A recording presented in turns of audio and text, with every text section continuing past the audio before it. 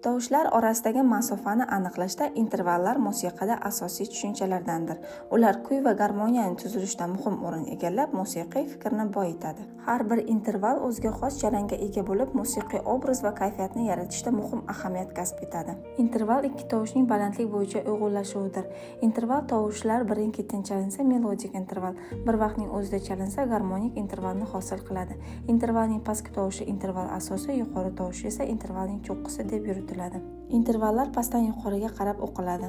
Intervallar katta-kichikligi pog'ona va tollar bilan o'lchanadi. Interval qamrab olgan pog'onalar soni interval hajmiga, ya'ni son miqdoriga bog'liq. Intervalning asosdan cho'qqisigacha ton va yarim tonlar yig'indisiga esa tonlar miqdori, ya'ni sifat miqdori deyiladi. Intervallar o'z hajmi bo'yicha ikki guruhga ajraladi. Oktava oralig'ida hosil bo'lgan oddiy intervallar, oktavadan keyin bo'lgan tarkibli intervallar. Intervalning nomi uning pog'onalar miqdoridan kelib chiqib, lotin tilida tartibli sonlar bilan aytiladi. Bundan tashqari intervalni qisqa qilib yozish uchun nomiga muvofiq raqam bilan ham belgilanadi. Oddiy interval oktava oralig'ida bo'ladi. Bular prima, sekunda, tersa, kvarta, kvinta, seksta, septima hamda oktava. Tarkibli intervallar esa oktavadan keyin intervallar hisoblanib, bular nona, detsima, undetsima, duodetsima, tridetsima, kvardetsima hamda kvindetsimadir. Diatonik ladlar pog'onalari o'rtasida hosil bo'lgan intervallar diatonik intervallar deyiladi. Musiqiy tovush qatorining har ikki asosiy pog'onalar o'rtasidagi butun ton yoki yarim ton borligi haqida yuqorida aytib o'tilgan edi.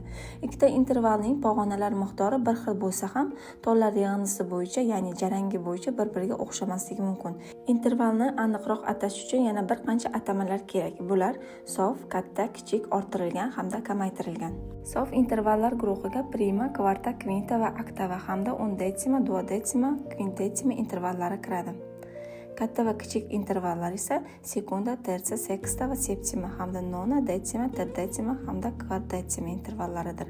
Orttirilgan va kamaytirilgan intervallardan faqat orttirilgan kvarta bilan kamaytirilgan kvinta, ya'ni 3 tonliklar va ularga muvofiq tarkibli intervallar diatonik intervallar qatoriga kiradi. Oddiy diatonik intervallarning barchasi, ya'ni 14 tasi asosiy intervallar ham deb ataladi. Ushbu intervallar boshqa intervallarga qaragan tarixan ilgariroq paydo bo'lib, musiqiy amaliyotda ustunlik qiluvchi ahamiyatga ega bo'lib qoldi. Tarkibli intervalning oddiy intervalga muvofiqligini tez topish yo'li mavjud bo'lib, tridetsima 13 demakdir. 13 pog'onadan oktavaning 7 pog'onasini ayirish natijasida oddiy intervalning 6 ta pog'onasi qoladi. Bu seksta. Shunday qilib tridetsima bu oktava oralab seksta deganidir. Tarkibli intervallar jami 13 ta bo'lib, ularni musiqiy tovush qatorining asosiy yoki hosila pog'onalardan yuqori va pastga tuzish mumkin. Diatonik intervallar o'z garmonik yangrashi sifati bo'yicha konsonans ohangdosh va dissonans noohangdosh intervallarga ajratiladi. Musiqa nazariyasida dissonans bo'lib sekunda, septima 3 tonliklar hisoblanadi. Keskin dissonanslarga kichkina sekunda, katta septima hamda 3 tonliklar kiritilsa, yumshoq dissonanslarga esa katta sekunda va kichkina septima intervallarni kiritish mumkin. Konsonanslarga qolganlari prima, oktava, kvarta, kvinta, tersa, sekstalar mansub. Qattiq konsonanslarga sof intervallar prima bilan oktava, nihoyat mukammal konsonanslar kvarta bilan kvinta mukammal konsonanslar deb hisoblanadi. Yumshoq konsonanslar esa tersa va seksta nomukammal konsonanslar deb yuritiladi. Xromatik interval deb diatonikaning asosiy intervaldan hosil bo'lgan orttirilgan va kamaytirilgan intervallarga aytiladi. Xromatik interval tonlar miqdori bo'yicha albatta birorta asosiy intervalga teng keladi. Tonlar miqdori bir xil bo'lgan intervallarning eshitilishi ham bir xil bo'ladi. Bunday intervallarga engarmonik teng intervallar deb yuritiladi. Intervalning aylanishi bu uning asosi bilan cho'qqisi joylarini almashtirish maqsadida pastki tovushini yuqoriga, yuqori tovushini pastga bir yoki bir necha oktavaga ko'chirishdir. Ikkala harakat bir vaqtda bajarilishi ham mumkin.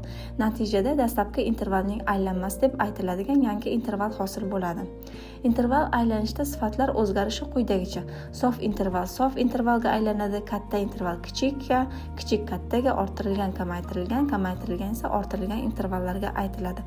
Son miqdori bo'yicha esa prima oktavaga, sekunda septimaga, tersa sekstaga, kvarta esa kvintaga, kvinta kvarta, seksta tersa, septima sekunda hamda oktava prima intervallariga aylanadi.